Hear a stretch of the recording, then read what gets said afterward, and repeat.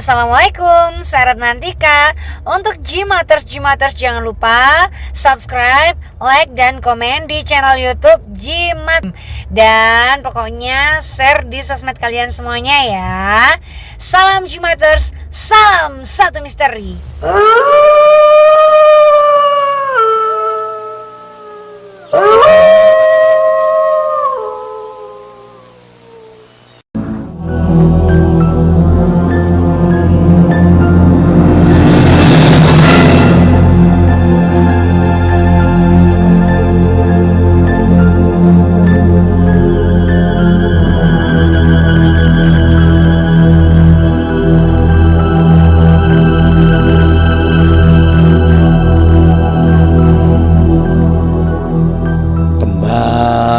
Tim Jimat punya cerita misteri bersambung dengan judul Sewu Dino bagian yang ketiga.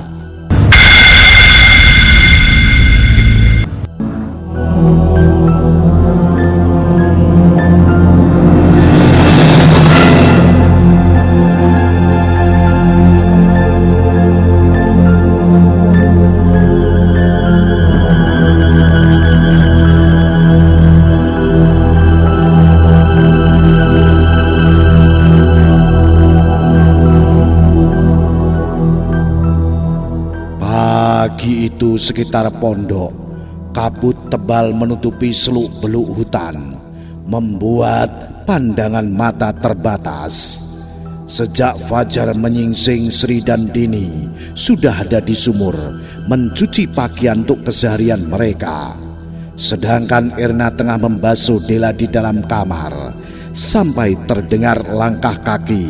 Sri yang pertama mendengarnya. Ia berdiri untuk melihat. Dari jauh sosok hitam muncul dari balik kabut. Perawakannya familiar.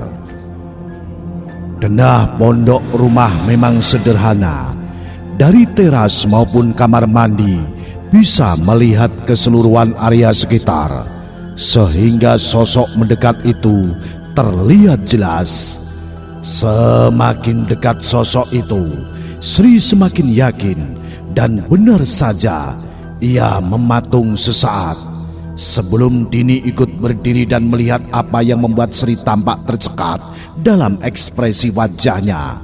Manakala ia melihat Mbah Tamin mendekat ke arah mereka dengan wajah yang letih. Ketika Mbah Tamin berdiri di depan Sri, ia seraya bertanya apakah petuah beliau sudah dijalankan. Sri hanya diam, bibirnya gemetar. Dinilah yang berinisiatif mengambil situasi. Ia berucap lirih. Mbah, bukannya semalam Anda pulang? Mbah Tamim yang mendengar itu tiba-tiba mengejang. Otot wajahnya mengeras, lantas memandang Sri dengan ekspresi tidak percaya. Ada kemarahan dalam tatapannya. Bukannya kamu sudah tak kasih tahu, jangan buka pintunya. Terjadi ketegangan dalam situasi itu, sampai tiba-tiba Mbah Tamim mencengkram leher Sri. Dini yang melihat itu panik. Siapa yang kamu izinkan masuk? Di mana sekarang dia berada? Dini mencoba menahan tangan Mbah Tamin. Sri hanya membuang muka. Ia sudah gemetar ketakutan. Di kamar Anda, Mbah. Dia masuk ke situ. Mbah Tamim sempat melirik Dini dengan wajah marah sebelum bergegas masuk ke rumah. Setengah berlari seakan ingin melihatnya. Sri dan Dini ikut mengejar. Bahkan mereka sempat melihat Erna yang terdiam mematung, seakan kaget melihat Mbah Tamin muncul dari luar rumah.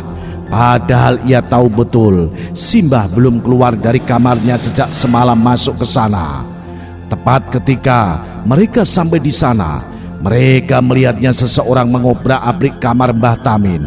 Semua barang Mbah Tamin berantakan. Namun yang membuat semua orang tercengang adalah di atas ranjang tempat tidur beliau ada patok atau nisan dari kayu yang bertulis nama Atmojo. nama keluarga tempat mereka mengabdikan diri. Kroso Arepmojo cukup lama bagi Mbah Tamin memeriksa benda itu tanpa melihat Sri dan Dini. Simbah berucap, "Apa yang dia lakukan saat ada di sini semalam?" Sri kali ini yang bicara. Ia mengatakan semuanya, termasuk Dela. Mimik wajahnya berubah. Ia diam sebelumnya akhirnya berjalan menuju Dela. Mbah Tamin melihat anak gadis itu masih terlelap dalam tidurnya. Ia membelainya layaknya anak gadisnya sendiri, sama seperti sosok yang ia lihat semalam. Siapa sosok itu sebenarnya? Sri terlihat berpikir, seakan mencari tahu jawabannya itu. Setelah hari itu, Mbah Tamin mengatakan ia akan lebih sering keluar rumah. Pesannya sama seperti dulu, jangan bukakan pintu manakala hari sudah petang. Sri, Erna dan Dini mengangguk, pertanda mengerti. Namun perlahan semua mulai memikirkan itu. Kemana Simbah sebenarnya? Sri, Erna dan Dini mulai melakukan tugas mereka secara bergantian sama seperti biasanya.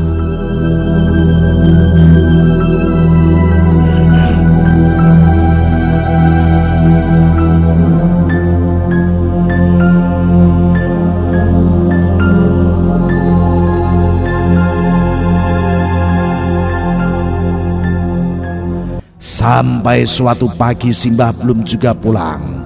Ini aneh. Dini dan Erna ada di sumur. Mereka sedang mencuci pakaian mereka. Saat itu Sri baru saja melaksanakan tugasnya membasuh Dela. Tidak ada yang berubah dari gadis itu. Sebenarnya bila saja Dela tidak dijahati seperti ini, dia melihat sosok gadis muda yang cantik jelita. Tidak hanya itu, perawakannya memang layak menjadi dambaan bagi pria manapun. Namun nasib seperti mempermainkannya. Sri merasa bersimpati. Manakala ia selesai melaksanakan tugasnya, tiba-tiba terpecik pikiran penasaran. Selama ini, bila dipikir-pikir ia belum pernah masuk ke kamar Mbah Tamin, hanya melihatnya dari luar. Kira-kira apa yang orang tua itu simpan di dalam kamarnya? Setelah melihat dan memastikan tidak ada orang di sana, ia membuka pintu itu yang memang tidak dikunci. Sri melangkah masuk, melihat kamar Mbah Tamin tidak ada yang istimewa selain benda yang sama yang ia temui di dalam kamarnya. Lalu mata Sri tertuju pada sebuah almari tua. Ia menemukan pakaian Mbah Tamin. Tidak ada apapun di sana, bahkan di antara selipan almari, dari atas hingga bawah. Lalu mata Sri tertuju pada sebuah meja yang sudah usang. Di sana ada sebuah laci kecil. Dengan jantung berdegup kencang Sri membukanya. Kemudian melihat isinya di sana, ia menemukan pasak jagor atau boneka isi rumput teki. Bentuknya sudah sangat berantakan akibat dicabik dan ditusuk-tusuk. Masalahnya, Sri tahu benda apa itu. Itu adalah benda yang sering digunakan untuk media santet. Apa yang sebenarnya orang tua itu lakukan?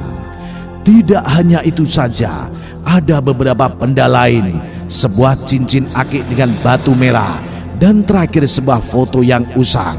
Di belakangnya tertulis keluarga Atmojo.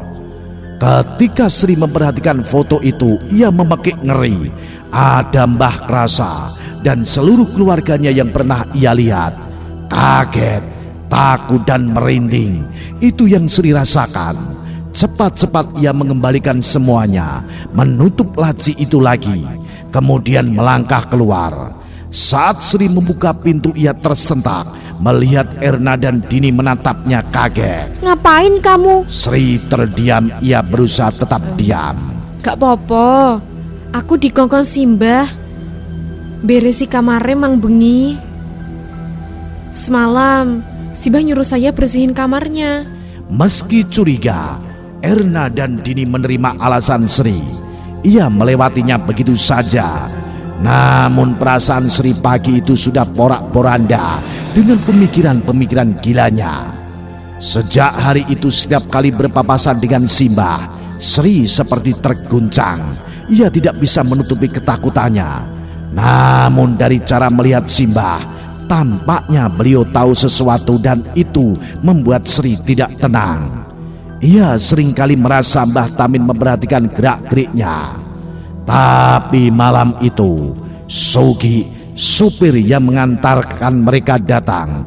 Ia berbicara empat mata dengan Mbah Tamin. Seakan ada sesuatu yang mendesak. Wajah Mbah Tamin tampak mengeras. Sri begitu penasaran. Namun kali ini ia menahan diri. Sampai akhirnya pembicaraan itu selesai. Simbah mendekat.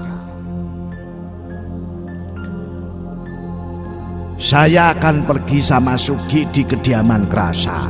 Tolong jaga tempat ini. Ingat ucapanku. Lusa mungkin saya baru pulang. Sri mengangguk, lalu memanggil yang lainnya. Mereka semua menatap satu sama lain. Ada keraguan di mata mereka bila mengingat kejadian sebelumnya. Namun tidak ada yang memprotes ucapan Simbah karena takut beliau akan marah lagi seperti sebelumnya.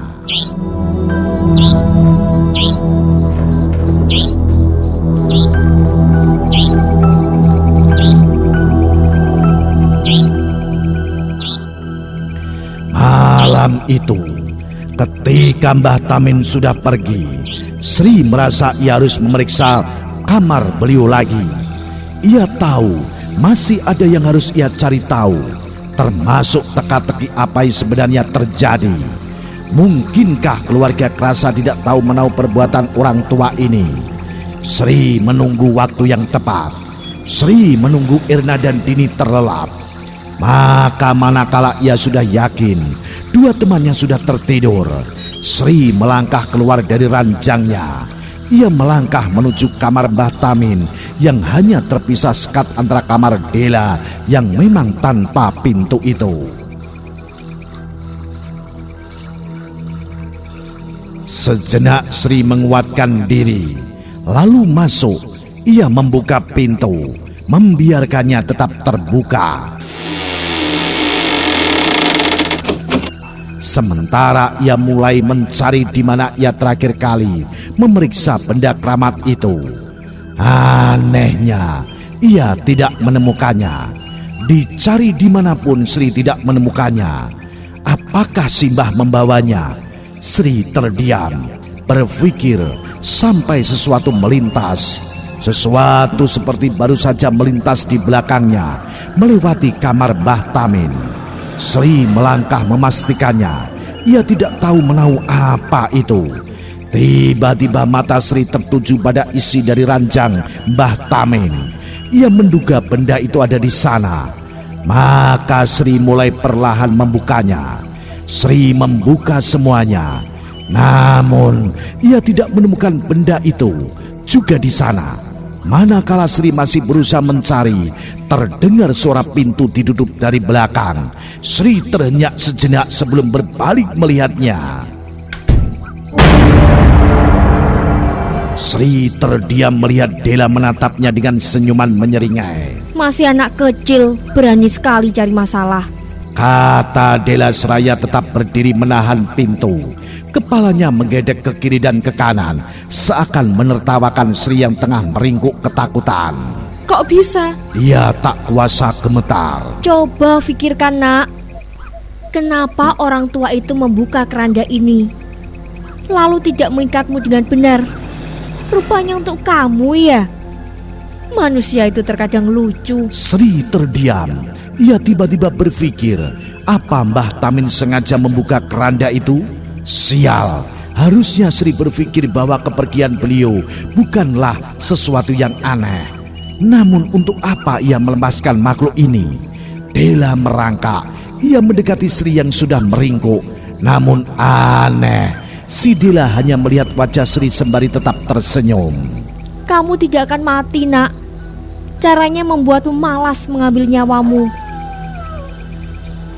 Saya kasih sesuatu bila kamu ingin tahu sesuatu. Ada apa yang terjadi di sini? Sri masih diam. Ia tidak dapat berbicara banyak ketakutan sudah memenuhi seluruh badannya.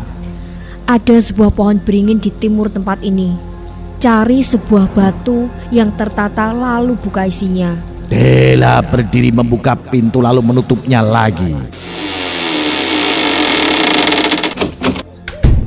Sri yang masih terjebak dalam ketakutannya perlahan berdiri melihat Dela yang kembali tidur. Tidak lupa ia menutup kerandanya lalu ke kamar.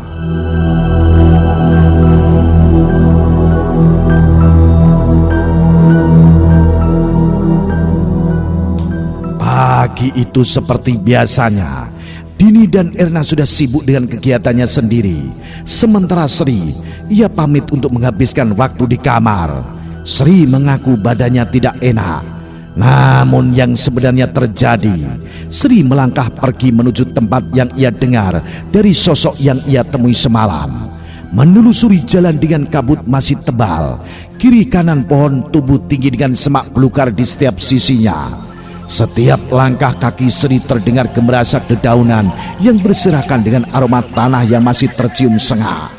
Sri terus berjalan ke timur sampai melihat pohon itu. Dari jauh pohon itu tumbuh sendiri di antara semak belukar di sekitarnya. Ada tanah lapang yang terbuka, seakan pohon itu dibiarkan menyendiri. Begitu kelam, begitu menenggelamkan. Anehnya, Sri justru mendekatinya, seakan hatinya menuntun memanggil namanya. Ia harus melakukannya. Meski cahaya matahari sudah terang benderang, namun di bawah pohon ini seakan cahaya itu tidak bisa menyentuhnya. Kehitaman dari rimbunnya dedaunan pohon beringin ini menciutkan nyali siapapun yang ada di sekelilingnya. Sri menelusuri pohon besar itu sampai ia menemukannya. Sri menemukan sebuah kuburan dengan batu nisan bertuliskan sebuah nama yang familiar, Dela Atmojo. Butuh waktu untuk memproses informasi itu, namun Sri mencoba menolak pikiran itu. Dalam batinnya Sri terguncang, apakah Dela sudah meninggal? Kini ia tersesat dalam bola pikirannya sendiri.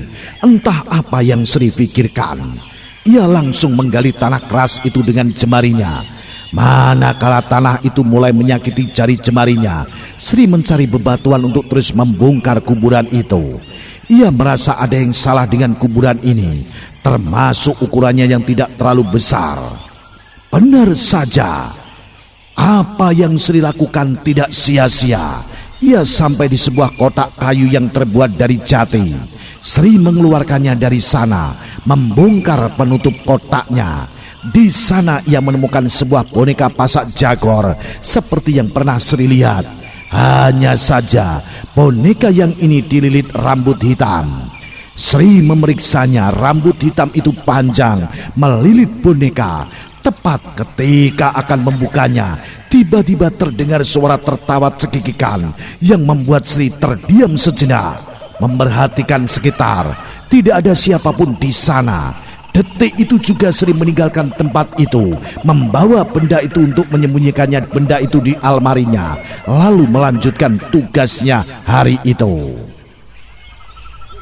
Erna dan Dini tidak ada yang curiga karena ia melihat Sri keluar dari kamar. Mereka membersihkan sekitaran rumah, menyelesaikan tugas mereka sebelum malam datang.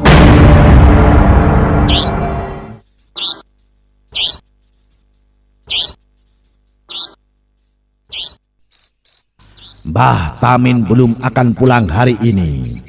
Malam sudah datang. Sri ada di dapur. Ia baru saja melihat Dini mengambil air. Malam ini tugasnya membasuh Dela di kamar, sedangkan Sri memasak untuk esok hari.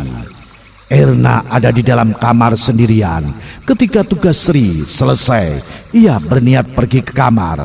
Firasatnya tiba-tiba memburuk saat ia menuju ke kamar. Sri berhenti sejenak melihat Dini yang membilas Dela. Ia melihatnya membilas tubuh anak malang itu dengan telaten. Kemudian ia lanjut ke kamarnya. Di sana Sri tercekat melihat Erna memegang boneka itu. Tangannya tengah melepas rambut hitam itu. Saat Erna sudah melepaskan rambut yang melilit boneka, tiba-tiba terdengar suara Dini berteriak yang spontan mengejutkan Sri dan Erna. Mereka segera melihat apa yang terjadi. Belum sampai ke kamar Dela, tiba-tiba sesosok merangkak keluar menatap Sri dengan senyuman menyeringai. Dela, itu adalah pekikan Sri dan Erna bebarengan. Sosok Dela melihat mereka sejenak sebelum memuntahkan sesuatu di depan Sri dan Erna. Telinga yang terpotong. Sri tidak percaya. Ia melihat Dini menangis di kamar, memegang salah satu daun telinganya. Sosok Dela kemudian pergi keluar. Sebelum Dela pergi keluar rumah, Sri sepintas melihat di salah satu kaki Dela masih ada satu ikatan tali hitam. Apa yang membuat Dela bisa lepas dari ikatan itu? Dini masih menangis, sementara Erna cuma bisa diam tidak mengerti. Kini mereka menatap hutan gelap itu dari sana. Mereka harus bertanggung jawab mencari Dela di tengah hutan ini, atau orang tua itu akan membunuh mereka bertiga saat ia kembali esok hari. Sri melangkah masuk ke dalam kamar, di mana ia melihat Dini masih menangis menutupi salah satu daun telinganya. Ia hanya terduduk. Din? Yang hanya dijawab tangisan penuh ketakutan. Sri mendekat melihat lebih jelas apa yang terjadi. Di sana ia melihatnya, telinganya, ya telinga Dini benar-benar tampak robek dengan darah segar masih mengalir. Dini kehilangan satu daun telinganya. Ketegangan semakin membuncah manakala Dini tiba-tiba berujar sebuah kalimat yang Sri yakini sebuah pesan. Sisa waktu 1000 hari. Anak ini hanya tinggal menunggu bara api padam. Kiasan hitungan Jawa. Sri bangkit dari tempatnya lantas melihat Erna yang masih tampak sok. Ayo kita cari anak itu, mumpung belum jauh. Erna yang mendengar itu lantas langsung sadar dengan lamunannya. Apa? Cari anak itu? Malang petang seperti ini. Gila ya kamu. Sri yang mendengar itu mendekati Erna. Kamu itu masih belum paham posisi kita ya?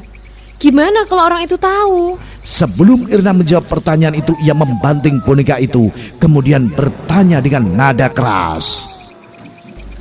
Lalu ini punya siapa? Siapa yang punya? Ini punya kamu kan? Sri terdiam. Ia tidak bisa menjawab pertanyaan Erna. Ia tidak tahu menau dan bilang memang karena benda itu semua ini terjadi. Artinya memang dialah penyebab semua ini. Dengan setengah pasrah Sri berucap, Tolong jaga Dini, biar aku yang cari anak itu. Sri mengambil satu lampu petromak yang tergantung di pawon. Lantas ia keluar, menembus kegelapan hutan yang sudah memanggil sedari tadi. Baru saja keluar, Sri bisa merasakan hembusan angin dingin yang langsung menusuk tulang. Berbekal lampu petromak di tangan, Sri berlari entah kemana, mengikuti jalan setapak, berharap ia masih bisa mengejar Dela yang bisa di mana saja. Ia tidak tahu seluk-beluk hutan ini. Sejauh mata memandang, hanya bayangan pohon dan kabut tebal yang Sri seringkali temui. Sisanya hanya suara gemeresak kakinya menembus semak belukar yang terkadang menggores kulitnya. Selain itu, hembusan nafas Sri lebih berat karena ketakutan sudah menemaninya semenjak keluar. Sudah tidak terhitung berapa banyak yang melintasi pohon besar. Mata Sri awas melihat sekeliling, sementara tangan dan kakinya meraba apapun yang bisa ia pegang, hanya agar ia tidak terjerembab pada tanah yang tidak rata. Namun Sri masih belum menemukan tanda keberadaan Dela. Bagai mencari jarum dalam tumpukan jerami, mencari Dela di tengah kegelapan hutan seperti ini, berjalan dari satu tempat ke tempat lain rasanya mustahil. Mustahil ia bisa menyisir keseluruhan hutan. Sampai Sri merasa ia tahu di mana keberadaan gadis itu. Semoga itu benar. Sri bisa melihat tempat itu bahkan dari jauh. Bayangan hitam besar, rimbun itu seakan tidak kehilangan kengeriannya sedikit pun. Meski kaki Sri letih menempuh jarak sejauh itu, ia mendekati pohon beringin itu, tempat di mana ia menemukan boneka itu. Terdengar suara langkah kaki Sri yang menembus semak. Kini ia berdiri tepat di bawah pohon itu, melihat Dela yang seperti sudah menunggunya. Ia hanya duduk menggoyangkan kakinya, seakan tahu Sri akan menemukannya. Gerak tubuh Dela membuat Sri tidak nyaman. Terkadang ia menggedek kepalanya, seakan tulang lehernya tidak dapat menyangga isi kepalanya. Nah, bagaimanakah kisah selanjutnya? Apa yang akan dialami oleh Sri? Dan bagaimana nasib Dela? Ikuti terus cerita misteri bersambung. Sewu Dino. Salam Jimatres, salam misteri. Au.